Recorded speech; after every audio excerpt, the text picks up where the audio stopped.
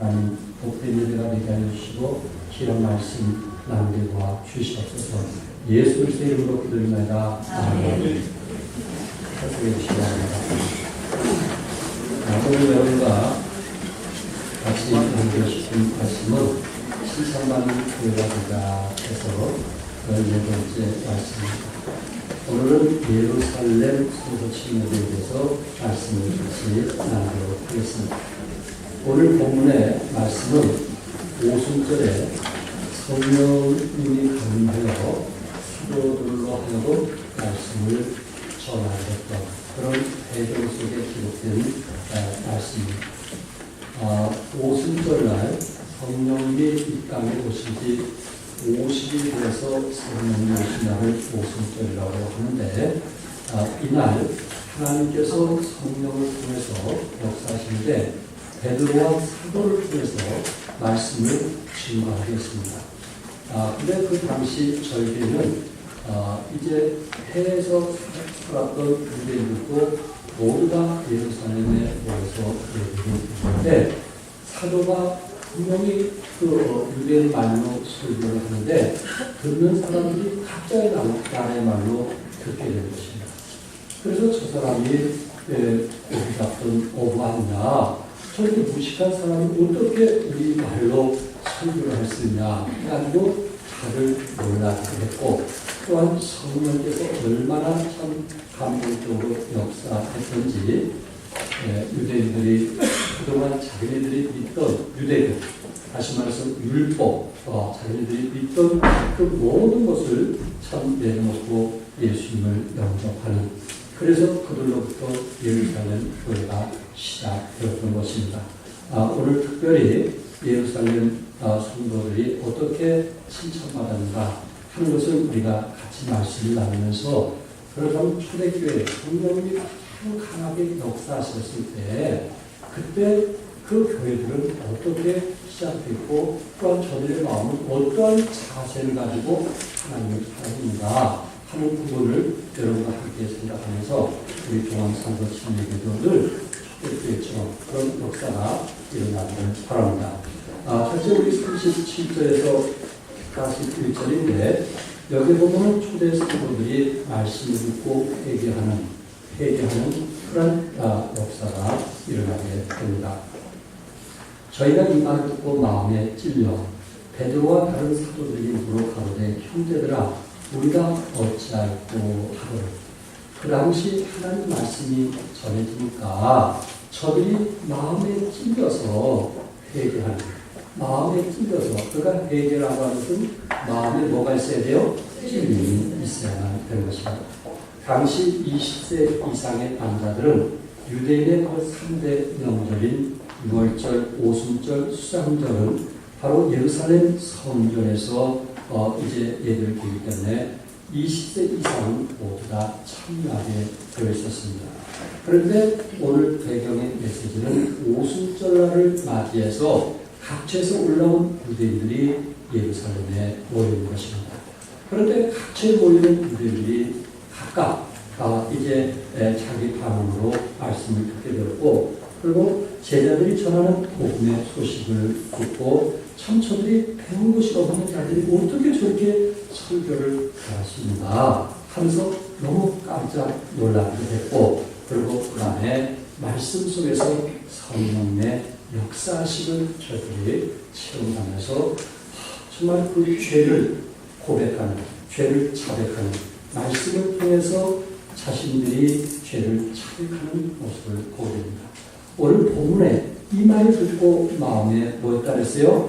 찔렸다. 이 찔렸다라는 그 말은 원래 이 헬라어에서는 이 말이 말 발굽에서 움푹 패인 상태를 의미하는 것입니다.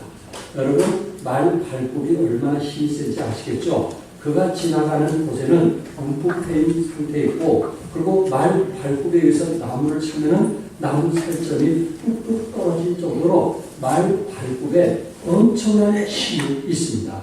이 찔렸다는 말은 그 헬라어에서 그런 단어에서 나온 말인데 결국은 유대들이 하나님의 말씀을 듣게 됐을 때 말 반굽에 의해서 움푹패인 그런 상태처럼, 또한 나무를 차면 나무 살점이 뚝뚝 떨어진 것처럼 저들 마음에 그런 충격 속에서 찔림을 받았다 하는 의미입니다. 베드로가 하나님의 말씀을 전할 때 저들은 정말 마음에 찔려 회개하기 시작을 했습니다. 저들이 회개하지 않고는 도저히 견딜 수가 없기 때문에 그렇습니다. 히브리서 4장 12절에 보면 하나님의 말씀은 뭐였어요? 살았고 뭐가 있어? 운동력이 있어 좌우의 날선 어떤 것보다도 예리하여 혼과 영과 및 관절과 골수를 찔러 쪼개까지 하며 또 마음의 생각과 뜻을 감찰하나니. 여러분, 하나님의 말씀은 살아있고 운동력이 있어 우리 마음의 생각과 뜻을 뭐한다고요? 감찰하신다. 이렇게 말씀하고 있습니다. 그렇기 때문에 여러분과 내가 하나님 말씀에 찔림이 있다면 그것은 회개를 해야지 그 말씀에 대한 오히려 평가를 해서는 안 되는 것입니다. 왜냐하면 하나님의 말씀은 살아있기 때문에 그렇습니다. 하나님의 말씀은 운동력이 있기 때문에 그렇습니다. 하나님의 말씀은 어떤 것보다도 예리하고 혼과 영과 관절과 골수를 찔러 쪼개기까지 하는 것이 하나님의 말씀이기 때문에 그렇습니다. 그래서 사도 베드로가 하나님 말씀을 증거할 때 유대인의 마음속 깊은 곳에 죄가 드러나기 시작을 했고, 그리고 저들이 마음이 찔리게 되었다고 했습니다. 그랬을 때 저들은 사도들 앞에 나왔어요. 많은 사람들이 하나님 말씀을 듣다가 저들의 마음이 찔리니까 사도들 앞에 나와서 우리가 어찌할꼬 이렇게 하면서 마음속에 짓누르는 그 죄책 때문에 견딜 수가 없었어요. 말씀을 통해서 하나님께서 낱낱이 죄를 드러내게 하는 그 상황 속에서 견딜 수가 없어서 우리가 어찌할꼬 그런 마음을 가지고 말씀에 굴복하는 모습들을 보게 됩니다. 그러니까 초대교회 성도들은 하나님 말씀에 대해서 반응이 있었어요? 없었어요? 반응이 있었다. 그만큼 저들의 마음이, 그들도 여러분보다 어떻게 보면 더 감성 있는 사람이에요. 여러분보다 더 고집이 센 사람이에요. 여러분보다도 어떻게 보면 자기 주관이 강한 사람이에요. 왜? 저들은 율법주의자였잖아요. 저들은 어릴 때부터 성경을 그래도 암송했던 사람이었잖아요. 저들은 예수님이 아닌 하나님을 통해서 이 나라가 하나님께서 이 나라를 회복할 것을 믿는 그런 사람들이었잖아요.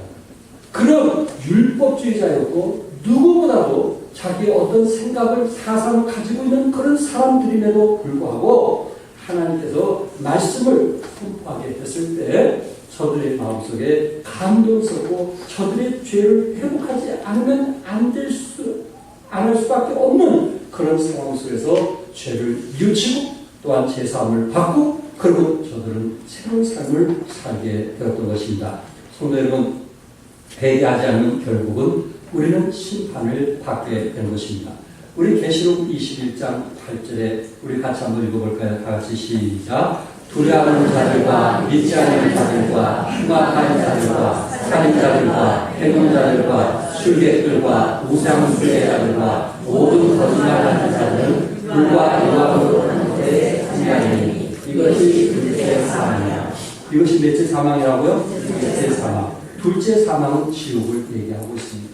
여기 8가지의 종류의 사람들이 지옥에 들어가게 되는데, 두려워하는 사람, 믿지 않는 사람, 흉악한 자들, 살인자들, 행음자들, 술객들, 우상숭배자들, 거짓말하는 사람, 이런 사람들이 결국 불과 유황으로 타는 곳에 참여하게 되겠다. 이렇게 말씀했어요. 그 중에 하나가 뭐냐면 말씀을 증거할 때 죄인인 것을 알고도 예수님을 여기 뭐하지 않으면 믿지 아니하면 결국은 믿지 않는 자는 불과 유황이 타는 곳에 들어가겠다는 말씀입니다. 여러분, 믿지 않는다는 것은 예수님이 우리를 위해서 십자가에 달려놓은 그 사실을 받아들이지 않겠다는 거 아닙니까? 결국 그들은 예수님에 대해서 불신한 죄가 아닙니까? 결국은 불신하는 것. 내가 선택할 수 있지만은, 내가 믿고 안 믿고 선택할 수 있지만은 예수님이 내 죄를 위해서 죽으셨고 예수를 믿을 때 우리가 천국 갈 수 있다는 그 복음을 들으면서도 그것을 믿지 않는 것. 그것이 성경은 죄다. 이렇게 말씀하고 있습니다. 에베소 2장 1절에서 너희의 허물과 죄로 죽었던 너희를 살리셨도다. 그때 너희가 그 가운데 행하여 이 세상의 풍속을 쫓고 공중의 권세 잡은 자를 따랐으니 곧 지금 불순종의 아들들 가운데 역사는 영이라. 여러분, 우리 예수님의 보혈을 통해서 우리의 허물과 죄로 죽었던 우리를 살리신 거 믿으시나요? 바로 예수님의 보혈을 통해서 우리는 거듭났고 새 생명을 얻었고 그리고 우리는 천국을 갈 수가 있습니다. 그럼에도 불구하고 이런 예수님을 믿지 못하게 하는 것이 누굴까? 우리 자신이 선택했다라기보다는 여기 불순종의 아들 가운데 역사하는 영이라. 이 역사하는 영이 누굴까요? 공중의 권세 잡은 자 마귀를 두고 얘기하고 있습니다. 그가 우리를 통해서 예수 믿지 못하게 하도록 만든 것은 우리 안에 그 악마의 영이 우리 안에 거해가지고 결국은 하나님을 믿지 못하게 하고 예수님을 믿지 못하게 해서 천국으로 가지 못하게 한다는 것입니다. 그러나 유대인들은 자신들이 율법도 있고 또 도덕적으로 누구보다도 성실하게 선하게 살았던 그런 사람임에도 불구하고 베드로가 하나님 말씀을 전했을 때 저들의 마음에 찔림이 있었다고 했고 우리가 어떻게 하면 좋겠느냐, 우리가 어떻게 하면 우리 죄가 용서받을 수 있느냐 하면서 그 집회 속에서 맨 앞으로 나와서 베드로에게 사도들에게 묻는 저들의 마음들을 우리는 보게 됩니다. 사도행전 2장 38절에 베드로가 가로되 너희가 뭐하여 회개하여 각각 예수 그리스도의 이름으로 침례를 받고 제사함을 얻으라. 그래야만 성령을 선물로 받으리니 이렇게 말씀했어요. 성도 여러분, 우리가 예수 그리스도의 이름으로 우리 죄를 회개하면 구원받은 거 믿으시죠? 그리고 구원받을 때 첫 순종이 뭔가요? 침례받는 거예요. 그런데 여기서 놀라운 것은 여러분, 내가 예수님을 개인의 구세주로 영접할 때 우리 안에 선물을 주는 것이 있는데 그게 뭐냐면은 성령이시더라 말이에요. 하나님께서 우리를 하나님의 자녀로 인쳐주기 위해서 성령님을 우리 안에 보내주신 것입니다. 이것이 또한 하나님의 선물인 것을 믿으시기 바랍니다. 너희가 악할지라도 좋은 것을 자식에게 줄 줄 알거든 하물며 너희 천부께서 구하는 자에게 성령을 주시지 않겠느냐. 하나님께 구하는 여러분과 내가 정말 예수님을 개인의 구세주로 영접하는 사람은 우리 안에 누구를 주신다고 했어요? 성령님을 주신다고 말씀했어요. 여러분, 성령님이 우리 안에 계시면 그 사람이 변화될까요? 변화되지 않을까요? 이건 상식적인 얘기입니다. 이거는 유치원 애들도 아는 거예요. 성령님이 우리 안에 계시면 우리 삶에 변화가 있을까요? 없을까요? 변화가 일어나기 시작합니다. 예수님을 믿고 구원받으면 그분의 신분의 변화가 일어나는 거거든요. 신분의 변화는 삶의 변화로 이어지는 것입니다. 그렇기 때문에 내가 예수 믿고도 지금까지 변화되지 않았다면 한번 구원 문제를 생각해 볼 필요가 있습니다.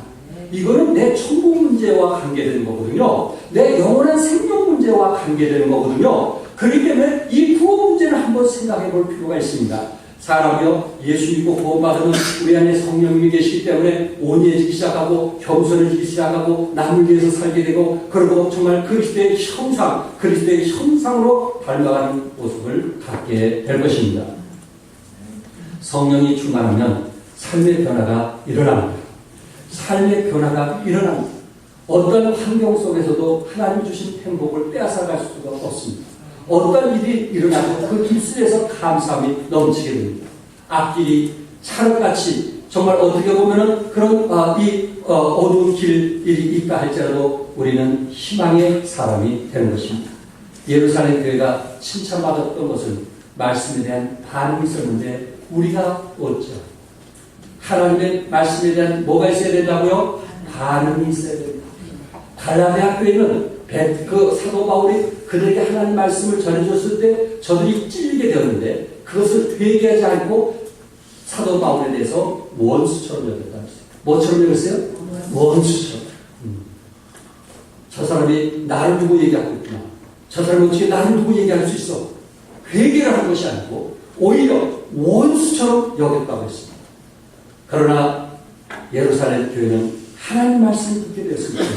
그들을 원수처럼 여긴 것이 아니고 찔림을 받게 되었고 우리가 어찌하고 하면서 회개하는 역사가 일어나게 되었습니다.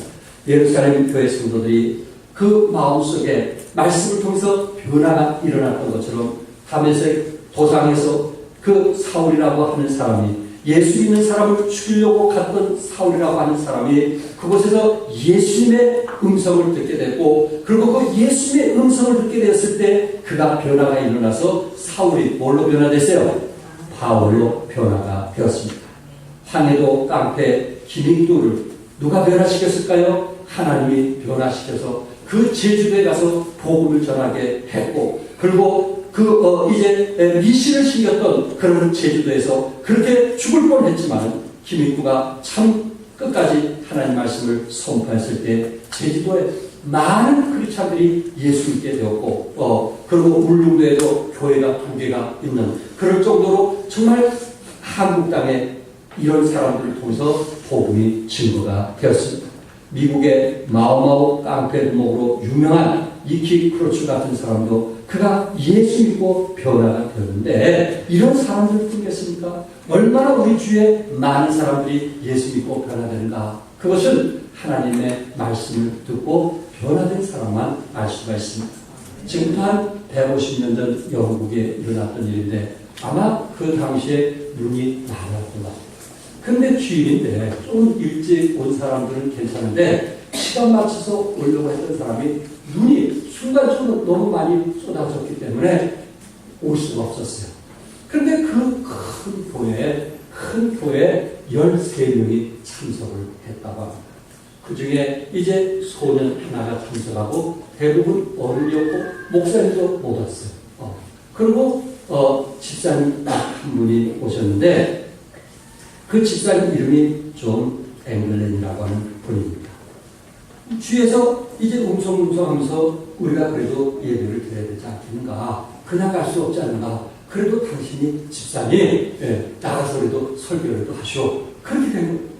이 사람은 어쩔 수 없는 상황에서 토론에 몰려가지고 결국은 찬송 인도를 했고 그리고 말씀을 전하되 성경 생각이 나죠. 집사님들 그래서 성경이 꼭 생각나요. 성경이 생각이 나요. 그런데 자기가 알고 있는 구절 딱 한 구절이 뭐냐면 이사야 40장 32절. 그러면서 그 말씀을 피고 같이 크게 읽자고 했어요. 오직 여호와를 앙망하는 자는 샘을 얻으리니 독수리의 날개치며 올라간 것 같을 것이요 발을 박질하고 곤비치 아니하겠고 걸어가도 피곤치 아니하리라. 그리고 크게 외친 다음에 그 다음에 이분이 설교를 하는데 아주 짤막한 메시지였어요. 여러분 하늘을 바라보십시오. 여러분 위를 바라보십시오. 오직 예수님만 바라보십시오. 그것만 우리의 살 길입니다.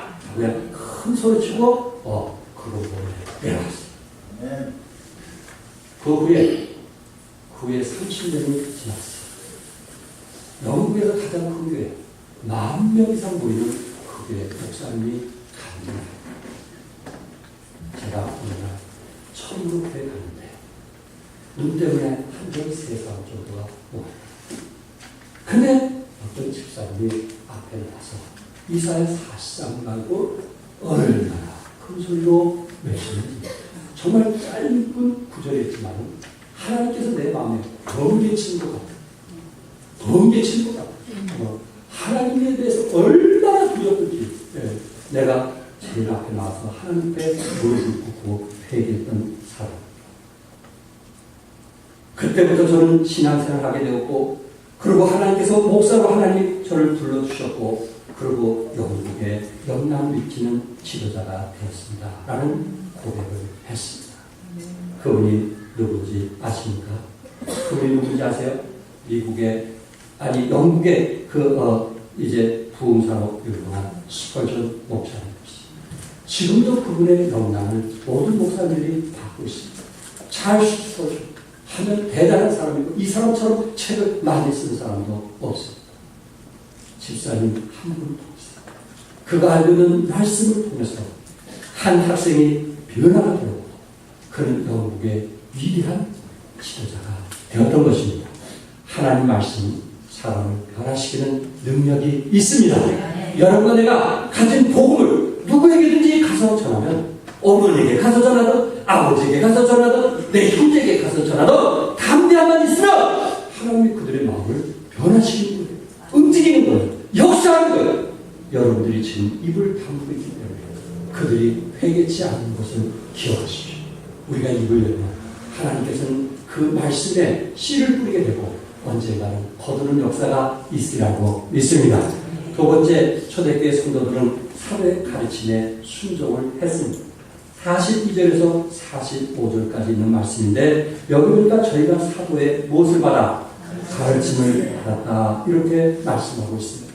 그 당시 유대인들이 로마의 속국이면서 그렇게 어려움과 고통과 아픔을 당하면서도 또한 그들의 종이 되어서 노예가 되어서 그런 힘든 일을 하면서도 그 일을 감당할 수 있었던 일이 무엇일까 하는 것입니다. 아마 이들이 사도들에게 가르침을 잘 받았기 때문에 결국은 그들이 로마의 속국이 되었을지라도 그것을 이길 수 있는 믿음이 있었지 않겠는가 하는 것으로 보고 있습니다. 어쨌든 42절에 보면 저희가 누구의 가르침을 받아? 사도의 가르침을 받았다, 그렇게 말씀하고 있습니다. 예수님이 이제 부활 승천하시고, 그리고 성령님이 오셨고, 그리고 하나님께서 그들을 역사하실 때 그들이 사도의 가르침을 잘 받게 되었을 때 그 후에 그 나라가 핍박을 받고 어려움을 당할지라도 그들은 흔들리지 않는 믿음을 가졌다는 것입니다. 성도 여러분, 교회는 누구의 가르침을 받아야 될까요? 사도의 가르침을 받아야 됩니다. 우리는 교회 와서 철학을 배우기 위해서 온 것이 아닙니다. 우리는 교회에서 정치학을 듣기 위해서 온 것이 아닙니다. 우리는 교회에서 처세술을 여러분이 배우기 위해서 결코 온 것이 아닙니다. 우리는 교회에서 성공을 듣기 위해서 교회에 온 것이 아닙니다. 우리는 하나님의 말씀을 듣기 위해서 온 것입니다. 왜? 하나님의 말씀은 능력이 있기 때문에 그렇습니다. 히브리서 1장 3절에 그의 능력의 말씀으로 무엇을 붙드신다 했어요? 만물을 붙드신다 했습니다. 하나님의 그 능력의 말씀이 뭘 붙들고 있다고요? 만물을 붙들고 있어요.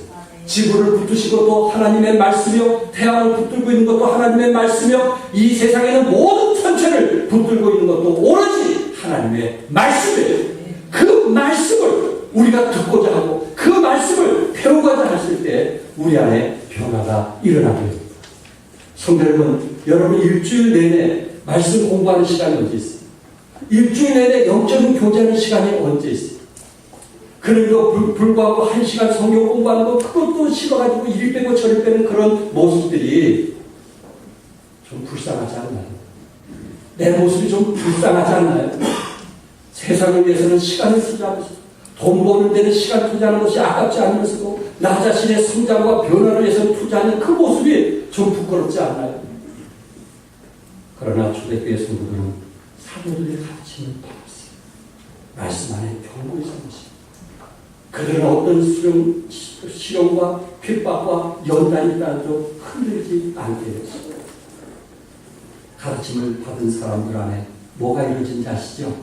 교제하며 떡을 떼었다고 했어요. 여러분, 말씀의 가르침 속에서 교제하고 떡을 빼니 그곳에서는 말씀의 교제권이 되어집니다. 세상 얘기가 아니고 말씀 중심의 교제권이 이루어지더라 하는 것입니다. 입만 열면 하나님의 말씀이 나옵니다. 입만 열면 하나님께서 나에게 은혜 베푸신 것이 나오게 됩니다.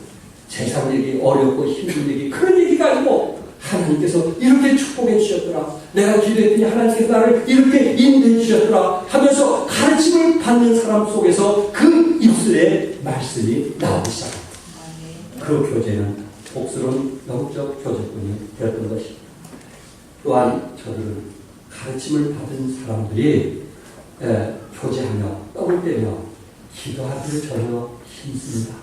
저들이 뭐하기를 힘썼다 그랬어요? 기도하기를. 그러니까 그들이 영적인 교제권을 갖게 되니까 마지막으로 뭐하기를 힘썼어요? 기도하기를 힘썼다고 말씀했어요.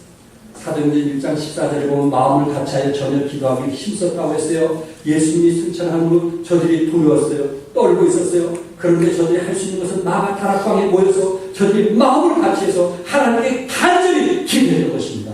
두려움을 떨쳐버리기 위해서, 승리하기 위해서, 이기기 위해서 저들은 마가 다락방에 모여서 기도했어요. 사도행전 2장 42절에 보면 저들 또한 기도하기를 전혀 힘썼다고 했고, 사도행전 4장 31절에 보면 빌기를 다하며 이렇게 말씀했어요. 성도 여러분, 우리가 살아가면서 지금 혼자서 기도하기 힘들지 않나요? 우리 집사님들 어떻습니까? 여러분들이 사업하면서 직장생활하면서 내가 혼자서 하나님께 무릎 꿇고 기도하는 시간이 몇 번인가 제가 묻습니다. 과연 여러분들이 몇 번을 갖고 있는가요? 만약에 여러분들이 정말 기도를 지속적으로 하고 있다면 그분은 영적인 사람일 것입니다. 그분 안에는 영역이 나타날 것입니다. 그러나 여러분이 기도 생활하지 않고 주일날 오는 걸로 극복했다면 여러분은 영역이 없어요. 육신적인 사람이에요. 인간 냄새가 나요. 사람 냄새가 나요. 하나님을 의지하고 믿고 하나님을 정말 의뢰하는 마음이 약해질 수밖에 없어요. 우리가 혼자서 기도하기도 힘든데 초대교회는 합심해서 기도하는 것을 힘썼다고 했어요. 구역들이 모이면 기도하기를 힘썼다고 했어요. 각자의 아픔과 상처를 위해서 기도해주고 각자의 사업들을 위해서 기도해주고 각자의 어른들을 위해서 눈물을 흘려서 기도해줬던 것이 초대교회의 아름다운 모습이었어요. 예수님께서 이렇게 말씀했어요. 너희 중에 두 사람이 땅에서 합심하여 무엇이든지 구하면 하늘에 계신 내 아버지께서 저희를 위하여 이루게 하시리라고 말씀했어요. 너희 중에 두 사람이 땅에서 합심하여 무엇이든지 구하면 하나님 뭐 하시겠다고요? 이루어주시겠다고 말씀했어요. 또한 예수님께서 두 사람이 내 이름으로 모인 곳에 나도 그들 중에 있느니라 내가 너희와 함께 하겠다고 말씀했어요. 합심해서 기도할 때 우리 하나님이 함께 하심을 믿으시기를 바랍니다. 그러면 성도 여러분, 우리가 정말 구역 예배를 드린다든지 또한 우리가 소수가 모인다든지 세상 얘기하고 세상이 좋아하는 그런 모습들이 아니고 그곳에서 성령님이 역사하는 모임이 될 수 있기를 바랍니다. 이것이 바로 초대교회의 모습이었습니다. 부부간에도 기도해야 사람이 살아납니다. 부부간에도 기도하는 가정은 시들지 않습니다. 물을 주어야 하초가 시들지 않는 것처럼 말합니다. 과학자들이 이런 이야기를 했어요. 인간이 이성을 사랑할 수 있는 능력은 1년이라고 합니다. 그러니까 어떤 사람을 딱 봤을 때 아무리 그 사람이 좋다 할지라도 그 사랑의 기간은 어느 정도라고요? 1년. 1년이 지나면 이제 자식 그 부족한 부분이 서서히 드러나기 시작합니다. 결혼해서 제 아무리 사랑한다, 나 저 사람 없으면 못 산다 하고 막 죽기 살기로 하고 한다 할지라도 900일이 지나면 서서히 봄이 납니다. 며칠? 900일. 거의 3년 정도 되면 봄이 납니다. 나 저 사람 없으면 못 산다고 했던 사람도 3년이 못 되어서 서서히 시들어진다는 이야기입니다. 그러나 이것을 지속적으로 살아갈 수 있기를 원한다면, 건강한 가정이 되기를 원한다면, 하나님이 기뻐하시는 가정이 되기를 원한다면 기도로 하초에 물을 주듯이 물을 주는 여러분 내가 될 수 있기를 바랍니다. 기도하는 부부, 기도하는 가정 얼마나 행복해요. 얼마나 아름다워요. 성령님을 통해서 늘 우리 가정이 신성감이 있고 서로 사랑하고 용서하면서 더불어 화목한 가정들을 이루어나갈 수 있는 것은 바로 기도뿐인 것입니다. 비행 항공술의 선구자인 헨드리 페이지가 많은 관중들에게 에어쇼를 보여주고 있었습니다. 우리 박상원 지사님 지금 사천에서 에어쇼를 위해서 준비하고 있는데 이분도 역시 에어쇼로 하는데 아주 그 당시 선구자로 앞서 나가는 사람입니다. 그날따라 사람들이 많이 모였습니다. 헤아릴 수 없을 만큼 많은 사람들이 모였습니다. 왜? 그 당시 비행기 에어쇼는 너무나 유명한 구경거리였기 때문에 그렇습니다. 그런데 이분이 에어쇼를 보여주기 위해서 한참 공중에 나르기 시작하는데 이 비행기 안에서 쥐소리가 들리는 거지. 어떻게 쥐가 비행기 안에 탄 거예요? 그가 큰일 난 거예요. 옛날 같은 비행기는 선들이 다 보이잖아요. 지금처럼 뭐 선들을 다 막고 이렇게 한 것이 아니고 선들이 다 보이잖아요. 난리가 난 거예요. 혹시 쥐가 다니다가 선을 하나 끊어놓으면 자기는 뭐 죽는 거는 당연한 거고, 그리고 많은 무리들이 찾기 위해서 왔는데 그 사람들이 나를 어떻게 볼까? 별 생각을 다. 그때 이분이 하나님께 손을 모으고 기도해요. 하나님, 이 죄를 죽이기 위해서 저는 결정. 내 생명을 하나님께 맡기니 하나님 저를 도와주십시오. 하고 그 비행기 처음으로 해보지 않았던 것을 그 비행기를 타고 하늘을 무작정 올라가기 시작해요. 무작정. 죽을 각오를 하고. 근데 어느 선에 딱 오르니까 쥐소리가 안 나요. 산소가 없어서 쥐가 죽는 겁니다. 밑에 있는 사람들은 그것도 모르고 그분이 영웅이요. 박수가 치라고 날 그러면서 에어쇼를 하고 마쳤다는 시가에 의합니다. 그 순간 그는 하나님께 지혜를 구했던 것입니다. 성도 여러분, 여러분과 내가 살아가면서 인생의 쥐들이 얼마나 우리를 위험합니까? 인생의 쥐들이 우리를 얼마나 쓰러뜨리고 넘어뜨리게 시험하고 있습니다. 인생의 쥐라고 하는 것이 어떤 것인지는 모르겠지만 하여튼 우리의 믿음을 무너뜨리게 만들고 우리의 가정을 무너뜨리게 만들고 우리 자신의 믿음을 연약하게 만드는 그 인생의 쥐를 이기기 위해서는 우리는 주님 앞에 나가서 기도합니다. 또한 나로 부족할 때 합심 중보 기도를 부탁하는, 그래서 기도로서 우리가 다시 회복되는 여러분과 내가 될 수 있기를 바랍니다. 초대교회 성도들은 또한 세 번째, 마음을 같이하여 모이기를 힘썼다고 했어요. 뭘 같이하여? 마음을 같이하여 모이기를 힘썼다고 했어요. 예루살렘 교회 성도들은 그들은 정말 성령님의 함께하심에 대해서 너무 감사했고, 오늘 본문에 보면은 자기가 가진 재산을 가지고 하나님 전에 갖다 놓기를 즐겼어요. 정말 그들은 가난했던 사람 아닙니까? 유대인들이 살아가기가 너무 힘들었던 사람들 아닙니까?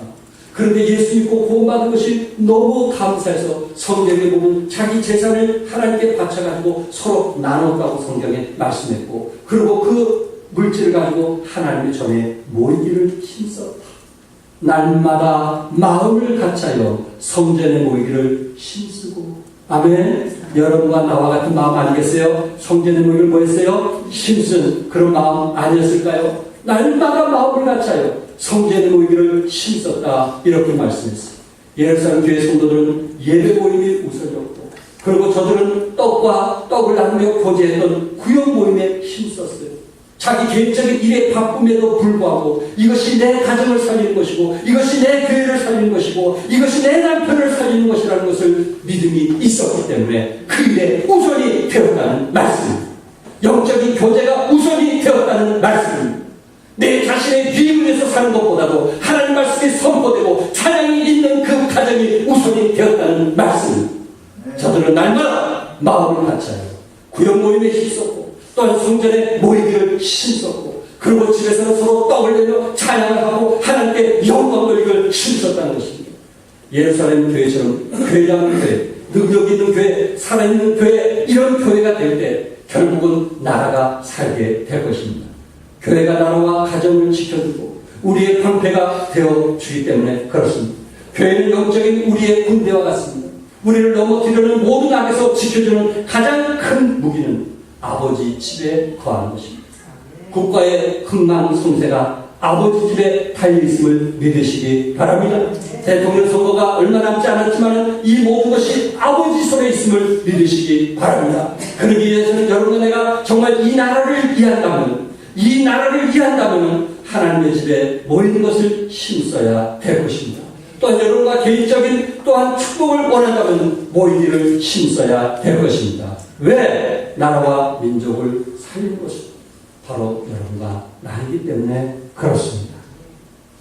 오늘 우리 사회는 이렇게 지식이 발달되고 잘 살고 환경이 좋아지고 고속도로가 열고 먹을 것이 있고 입을 것이 많습니다.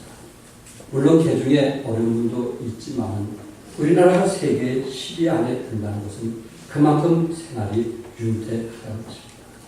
그런데 생활이 좋아지면 좋아질수록 우리가 과거에 30년 전, 50년 전이 그리울 때가 있습니다. 생활이 나아지면 나아질수록 사람들의 마음은 공허하고 외로움이 있고, 그리고 긴장과 불안감 속에서 살아가는 경우를 많이 보게 됩니다.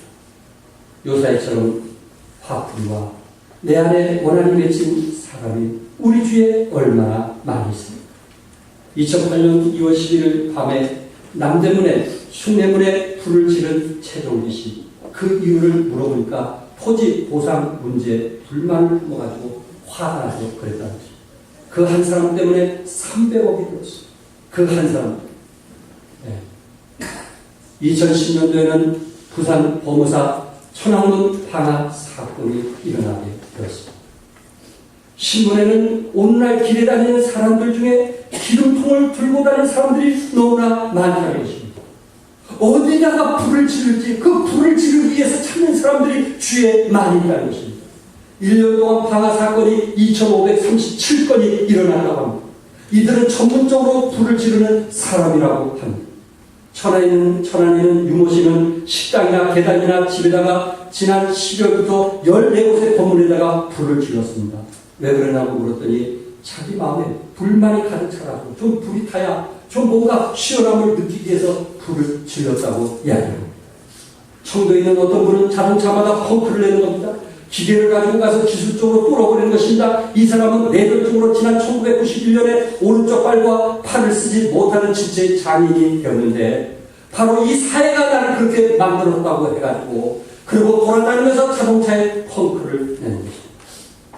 이제 사람들의 마음에 짊어진 감옥에 들어가는 것을 생각지 않습니다. 자기 주위에 있는 사람을 생각지 않습니다.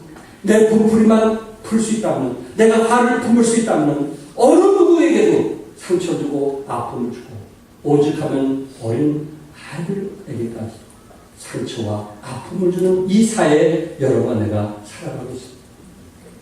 이것을 가지고 하프리선 범죄라고 재난의 여유가 있는 더 나아지는 정신적으로 장애를 가진 사람들이 우리 중에 너무 많이 나타나고 있습니다.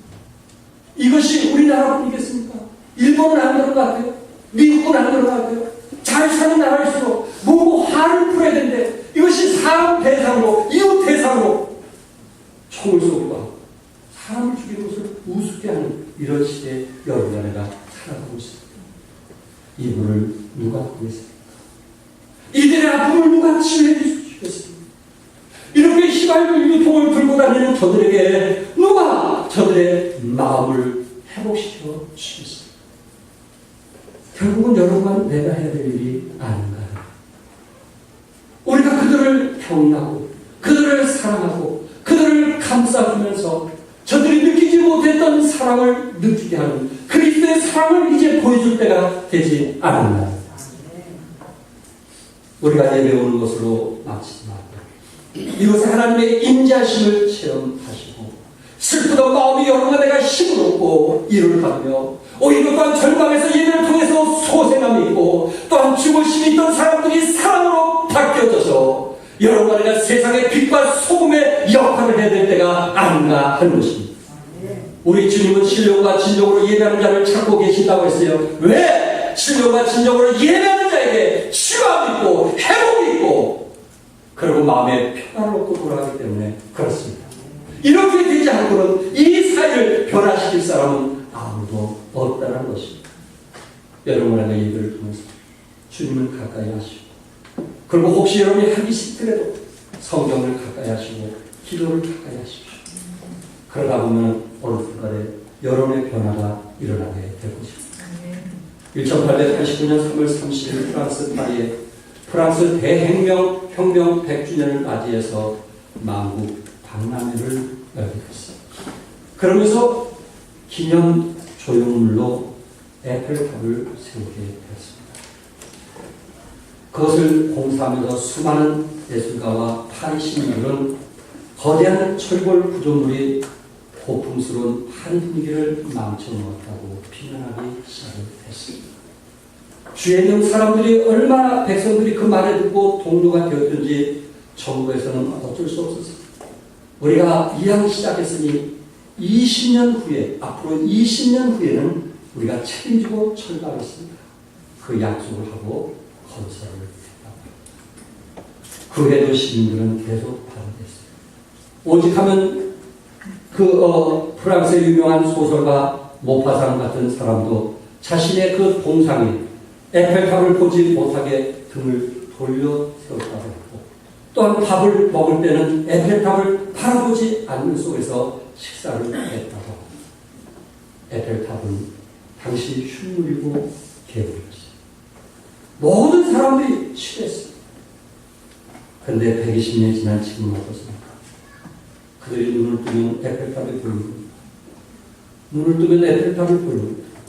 한 번 보고, 두 번 보고, 세 번 보다 보니까 정확하게 그것이 이제는 익숙해졌고 좋아지기 시작을 합니다. 지금은 어떻습니까? 에펠탑 효과, 단순 노출 효과라는 말까지 나왔습니다. 자주 보니까 정이 되게 되더라고요. 프랑스를 찾는 관광객들은 에펠탑을 프랑스의 명소 1위로 꼽고 있습니다. 좋던 싫던 뜨면 보니까 좋아지게 되더라 하는 것입니다. 이게 에펠탑 효과라는 용어가 나왔습니다. 여러분하고 좋던 싫던 예배 열심히 참여하시고 좋던 싫던 늘 무릎을 조아리면서 기도하는 습관하십시오. 퇴근하시는 우리 장로님들, 집사님들 방송을 하나들 준비해놨다가 무릎을 꿇는 것을 생각하십시오. 한 번, 두 번 하다 보면 기도에 젖어들게 되고 그리고 영성으로 풍성해지면서 그리고 하나님이 기뻐하시는 삶이 무엇인지 알게 되고 그리고 세상 것들을 결단하면서 믿음으로 살게 될 것입니다. 1960년 한국 사회를 뒤흔들어 놓았던 흉악범 고재봉이라고 하는 사람을 다 아실 것입니다.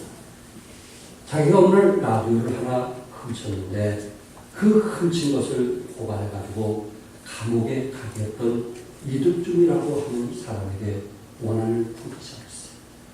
그래서 그가 감옥에 나오자마자 이득중 외에 모든 식구들을 무참하게 살해를 해버렸습니다. 정말 무참하게 볼 수 없을 정도로. 결국 그는 사형수가 되어서 감옥에 갇히게 되는데 한 자매님이 아마 이런 감옥에만 복음을 전하는 그런 자매였던 것 같아요. 그분이 불쌍하게 보는 거예요. 다른 사람은 그를 저주해야 돼. 다른 사람은 그를 보고 싶지도 않은데 하다못해 이 간수들조차도 이 고재봉이 얼마나 무서웠던지 그 옆에 가지를 못했다는 거예요. 감을 꼭 잡아먹을 것 같아가지고 가지를 못했는데 그 한 여인만큼은 자매만큼은 그 사람이 하나님 사랑에서 불쌍하게 보였던 거예요. 불쌍한 마음을 가졌어요. 끊임없이 그 앞에 가서 인사하고 전도지를 주고 그것을 또 전도지를 주고 돌아옵니다. 그럼 또 크리스마스 때 그 사람에서 선물을 준비한 것을 받고 갔습니다. 어느 날 성경책을 지어줬어요. 그 성경책을 합적으로 던졌어요. 근데 그 다음 주에 성경책이 펴지기 시작합니다. 그 다음에 성경책을 읽기 시작하는 모습이 보이기 시작했습니다. 어느 날 고재봉이 성경을 읽다가 끊임없이 눈물을 흘리는 그런 시간이 있습니다.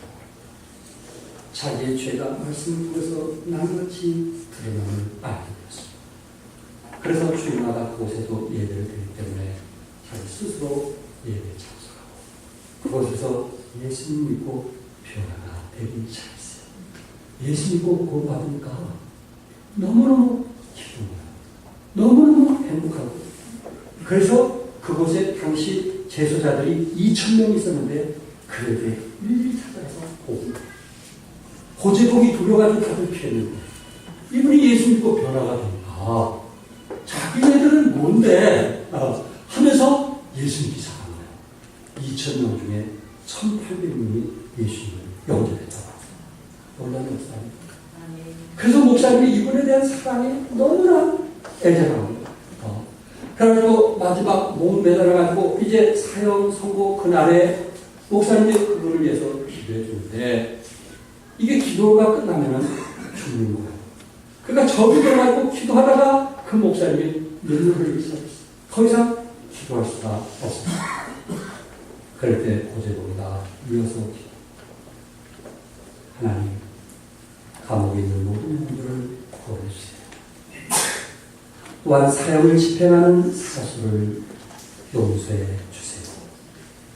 세상에서 죄진자들을 용서해 주시고 또한 저들이 주님을 알게 도와주세요.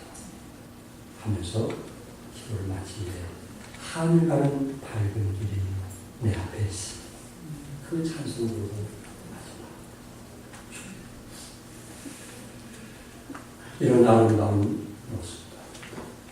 그렇게 사람들에게 손가락질을 받고 그리고 도끼로 한 가족을 모두 죽인 그 잔인한 사람이었지만 그가 복음 앞에 변화되었다는 사실입니다. 이런 제수도 변화되는데 여러분과 내가 예수 믿는다면 변화되지 않겠어요? 여러분과 내가 구원받았다면 변화되지 않겠어요? 정말 예수 그리스도가 내 안에 계시고 성령님이 내 안에 계신다면 우리 삶에 변화되지 않겠어요? 부부의 관계가 더 좋아지지 않겠어요? 가족과의 관계가 더 좋아지지 않겠어요? 성도와 성도의 관계가 아름답지 않겠느냐 하는 것입니다. 우리 안에 누가 계시다면 성령님이 계시다. 교회다운 교회는 예루살렘 성서침의 교회입니다. 예루살렘 교회는 살아있는 교회입니다. 예루살렘 교회는 성령이 충만한 교회입니다. 예루살렘 교회는 성도들이 모이기를 힘쓰는 교회입니다. 저들은 자기의 재산을 가지고 사도들 발 앞에 갖다 놓았죠. 사도들이 그것을 가지고 어려운 사람을 낳았죠. 그런 아무런 일들을 했던 것입니다. 종암성서 침례로 예루살렘 성서 침례가 되어서 칭찬받는 여러분의 우리를 주님의 이름으로 축복합니다. 기도하겠습니다.